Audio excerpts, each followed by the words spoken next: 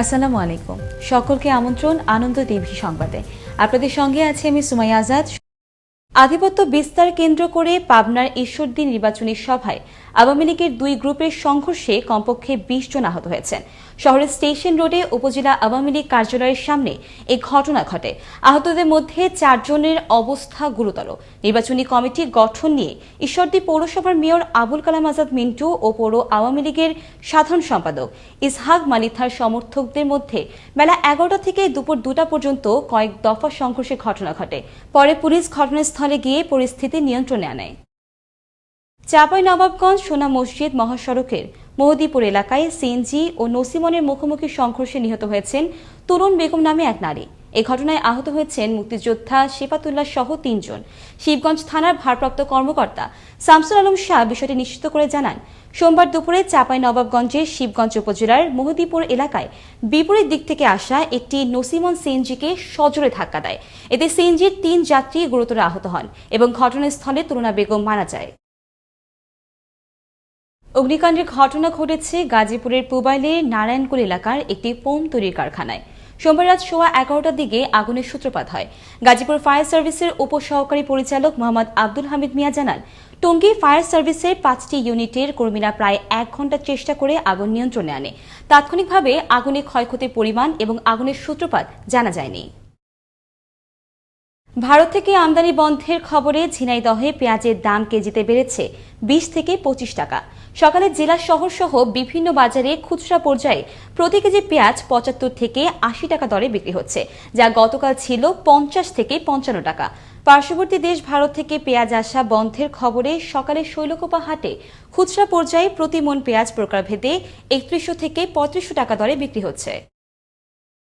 কখনো প্রধানমন্ত্রীর কথিত মেয়ে, কখনো আওয়ামী লীগের সাধারণ সম্পাদকের বন্ধু, আবার কখনো বা স্বরাষ্ট্রমন্ত্রীর কাছে মানুষ পরিচয় দিয়ে মানুষকে প্রতারিত করে আসছিল সিরাজগঞ্জের শাহজাদপুরের মেয়ে জেমি পারভিন।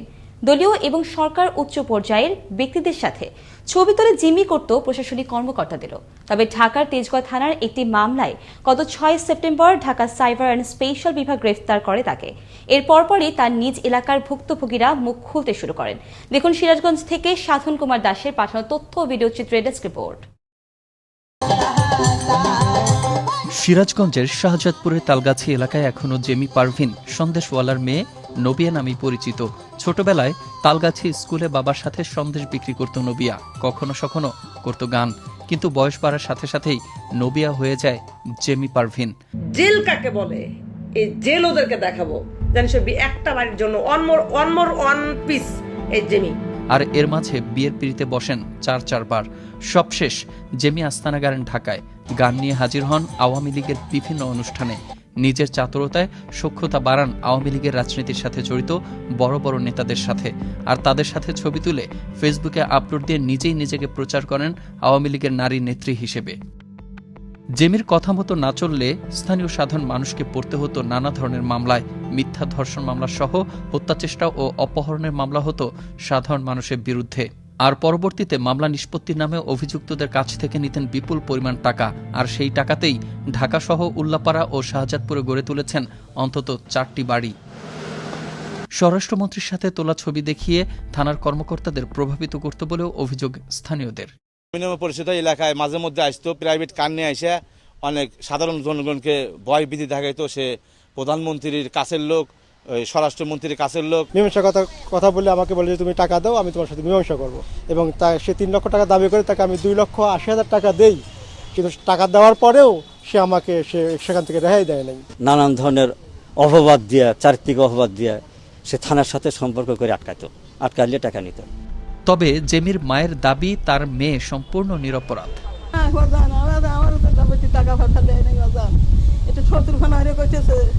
স্থানীয় ইউনিয়ন পরিষদ চেয়ারম্যান জানান, জেমির অধিকাংশ অভিযোগই মিথ্যা এবং ভিত্তিহীন। সব মিথ্যা মামলা। ধরেন এরকম আমার জানা মতে আমাদের কাছে অনেক লোক অভিযোগ করছে, কেউ টাকা নিচ্ছে চাকরি দেওয়ার কথা, তারা কিছু বলবে গেলি তাদেরকে মিথ্যা মামলা হরানি, বাড়ির থাকতে দেয় না, প্রশাসনের ভয়। অপরদিকে জেলা পুলিশ সুপার জানান, জেমি পারভিনের বিগত সময়ের রেকর্ড যাচাই বাছাই চলছে। পিসিপিআর যাচাই করার জন্য, অর্থাৎ কোনো ব্যক্তির অতীত রেকর্ড এবং পুলিশ রেকর্ড কি আছে এটা যাচাই করার জন্য একটা চিঠি গৃহীত হয়েছে। এটা হচ্ছে ডিজিটাল নিরাপত্তা আইনে একটা মামলা হয়েছে। জেমি পারভিন নামে কোনো ভদ্রমহিলার বিরুদ্ধে এখনও পর্যন্ত আমাদের কোনো থানাতে কেউ কোনো অভিযোগ দিতে আসে নাই, কিন্তু স্পেসিফিক্যালি যদি কেউ তার দ্বারা ক্ষতিগ্রস্ত হয়ে থাকে, কোনো অপরাধ কর্মে ক্ষতিগ্রস্ত হয়ে থাকে জেমির কোনো অপরাধ কর্মের কারণে, এই ব্যাপারে যদি কোনো অভিযোগ দিতে আসে অবশ্যই আমরা আইনগতভাবে তাকে সেই সহায়তা এবং সুরক্ষা দেওয়ার জন্য আমরা সবসময় প্রস্তুত আছি, সবসময়ের মতো। জেমির আটকের খবরে স্বস্তির নিঃশ্বাস ফেলেছে শাহজাদপুর আর উল্লাপাড়ার নির্যাতিত মানুষজন। তার বিচারের দাবিতে একত্রিত হয়ে নেমেছেন মানববন্ধনে। দ্রুত তার অপকর্মের বিচার করে শাস্তি নিশ্চিত দেখতে চান ভুক্তভোগীরা। মুস্তফা কামাল তোহা, আনন্দ টিভি, ন্যাশনাল ডেস্ক। সাভারে আশুলিয়া মাদ্রাসার 2 শিশু শিক্ষার্থীকে পাশবিক নির্যাতনের ফুটেজ ফেসবুকে ভাইরাল হওয়ার পর অভিযুক্ত 2 শিক্ষককে আটক করেছে পুলিশ।